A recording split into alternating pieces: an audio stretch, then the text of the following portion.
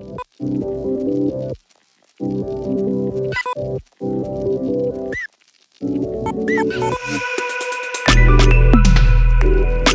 guys, welcome back. The Galaxy M20 is Samsung's effort to get customers who are looking to buy a good and affordable smartphone. There are two variants for the M20, and we got the base variant which has the 3GB RAM and 32GB storage.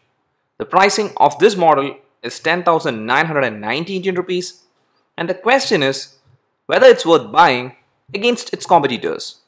So to figure out that, we will, like always, check all the factors that really matter during daily use. And if the M20 can do well in all these areas, then surely it's a worthy choice. So let's not waste any time and let's get started with the first factor, which is the design.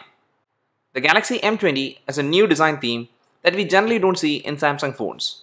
Samsung either makes very premium phones or very cheap phones, but this one is actually a blend of both. The M20's rear is made of this single plastic component and it has this glossy finish.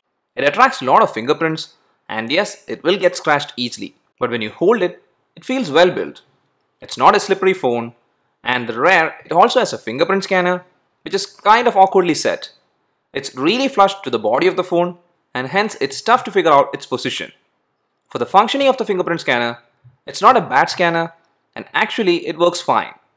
If you can properly align your finger, the unlocking speed is good. And even if your finger is sweaty, it still recognizes and unlocks your phone majority of the time.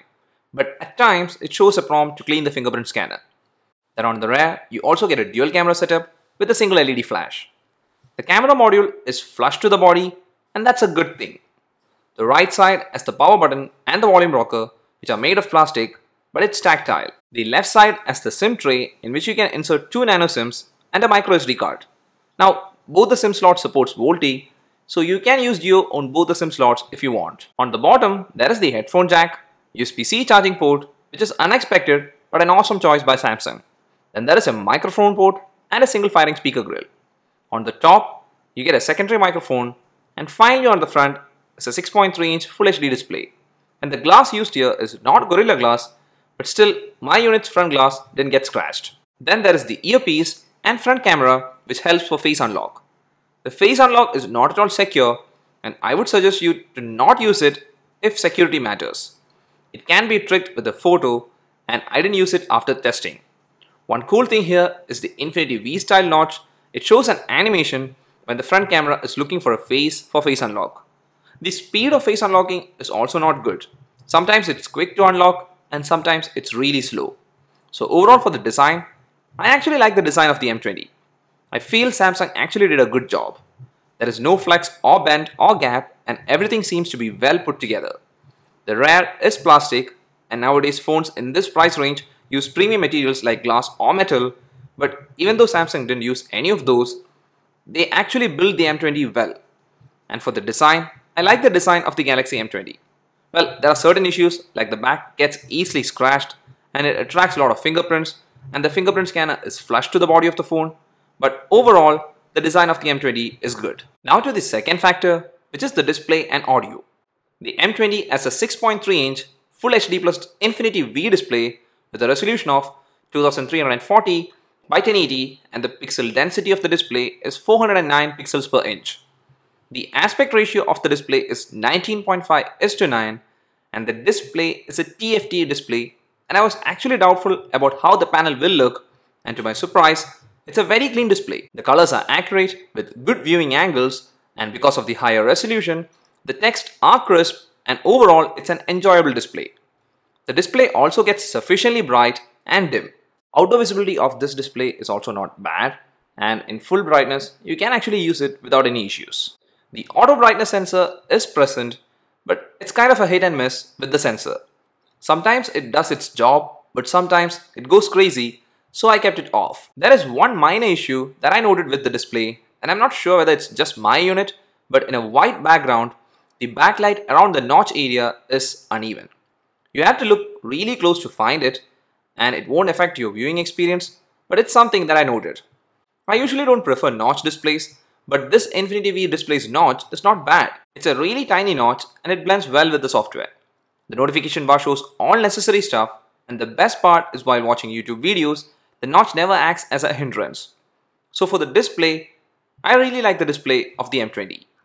Now for the audio, it's a single firing bottom speaker which can be easily covered, but it's sufficiently loud and clear if it's not covered. It's not the best speaker, but for the price, it surely does the job. You have a headphone jack, so if you have any 3.5mm headphones with you, you can use them while consuming media, because if you are in a loud environment, the speaker is of no use. But if you are in a closed area with not much disturbance, you'll be totally fine with this speaker. Now for the earpiece, it is one of the best earpiece in any smartphone. The calls sound really crisp and clear, and I really like it. So overall for the display, it's a good one, and for the audio, the M20 has a not so bad single firing speaker and an awesome earpiece. Now to the third factor, which is the hardware and performance. The processor that powers the Galaxy M20 is the Exynos 7904. It's an octa-core processor. There are two high-performance cores which are clocked at 1.8 GHz, and there are 6 high-efficiency cores which are clocked at 1.6 GHz. There are two variants of this model, where one has 4GB RAM and 64GB storage, while the other, which is the one that I am using, has 3GB RAM and 32GB storage. The SD card slot available can take SD card up to 512GB, and for the GPU available, it's Mali G71. These are specs, but what matters is the day-to-day performance and how this phone handles games and intense tasks. I've already done a video about performance, gaming and battery, and I will leave a link to that video if you want a detailed analysis. But now, to say it short, the performance you get from the M20 is good. Normal day-to-day task works without any issues, and even the Samsung launcher used here is a light one. You might experience occasional hiccups, but it's not going to affect your day-to-day use. This processor has sufficient power so that you can run high-end games like PUBG and Asphalt Land without much issues. When you do intense tasks, the portion between the camera and fingerprint scanner gets slightly hot. It's not like you can't touch that area, but compared to the rest of the rear, you can feel that while doing intense tasks. I have the 3GB RAM variant, and the RAM management is good. 5 to 6 apps stay open in the memory, and also even after you quit a resource-intense game like PUBG, the device doesn't throttle and the experience remains smooth. So overall, I'm happy with the performance of the M20, and it's much better than the old Samsung budget phones. Now, I haven't tested the Asus ZenFone Max Pro M2 and the Redmi Note 7, so I'm not sure how the M20 compares with those, but I've used the Asus ZenFone Max Pro M1, and on comparing with that, the M20 performs slightly better. The fourth factor that we're going to check is the camera. The M20 has dual camera setup on the rear. The main sensor is a 13 megapixel sensor with f1.9 aperture, and the secondary sensor is a 5 megapixel ultra wide angle sensor with f2.2 aperture. This is the most useful setup I have used on a budget phone which offers dual camera setup, and with this wide angle sensor, you can actually capture wider shots which doesn't look that bad in good lighting. These are some of the sample shots taken with both the cameras, and if there is good lighting, the shots actually looks good. The main sensor captures much more crisper and true to life color images, while the ultra wide angle sensor captures images which look a bit more saturated. Low light performance of both the cameras on the rear are just average. Shots looks grainy and washed out. For the video, both the rear cameras can record 1080p video at 30 fps, and sadly there is no form of stabilization available. And for the videos that it captures, it looks sharp and good in really good lighting, but since there is no OIS or EIS, you need to have really stable hands to capture videos without much shake. The video recording from both the rear cameras in low lighting is actually average to bad. The main rear camera actually finds it hard to focus, and there is color shifting, which results in really bad videos in low lighting or indoor lighting. For the front camera, it's a 8 megapixel camera with f2.0 aperture, and again it's the same story here. In good lighting, the selfies are not bad, but in indoor lighting, it looks soft and grainy. Same is with the video from the front camera. So overall, the camera performance is a bit of a disappointment. In really good lighting, all the cameras capture good shots and videos which are usable. But shots captured indoors or in low light, it looks average to worst. And that takes us to the final factor, which is the battery. Galaxy M20 has a 5000 mAh battery, and for charging, the phone supports USB-C with fast charging. The included charger in the box is a fast charger which has an output of 9 volt 1.67 amp, approximately 15 watts, and for the battery life, the M20 has great battery life.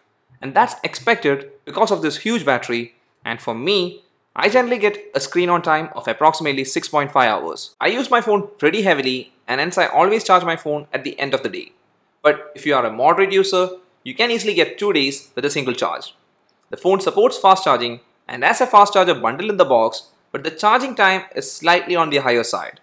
For charging the phone from 10% to 100%, it takes approximately 2.5 hours, and if you charge the phone for 30 minutes, you'll get 24% of the battery charged. Some of the other things to note here is that the M20 doesn't have NFC or any IP certification, but that's expected because of the price tag. Then it has all the necessary sensors like accelerometer, gyro, proximity sensor and compass, and if you're wondering, Google Maps work without any issues. And the device also supports Widevine L1 certification, so you can stream HD content from Netflix and Amazon Prime. For the Android version, it's still running Android 8.1 with Samsung Experience UI 9.5. And for the security patch level, it is January 1st, 2019. Now, considering that it's still running Android 8.1 Oreo, it's a bit disappointing. So that's everything, and the final question is, should you buy it? The Samsung Galaxy M20 is a good Samsung budget phone. There are surely other options like the Asus ZenFone Max Pro M2 and the soon to be launched Redmi Note 7. But this phone, even though toned down in certain factors compared to its competitors, is still a good option if you are looking to buy a phone in the 10,000 to 15,000 price bracket. It's not a very powerful phone, neither it doesn't have the best camera in the price bracket, but still, this phone as an entire package does everything well and you get a good overall user experience.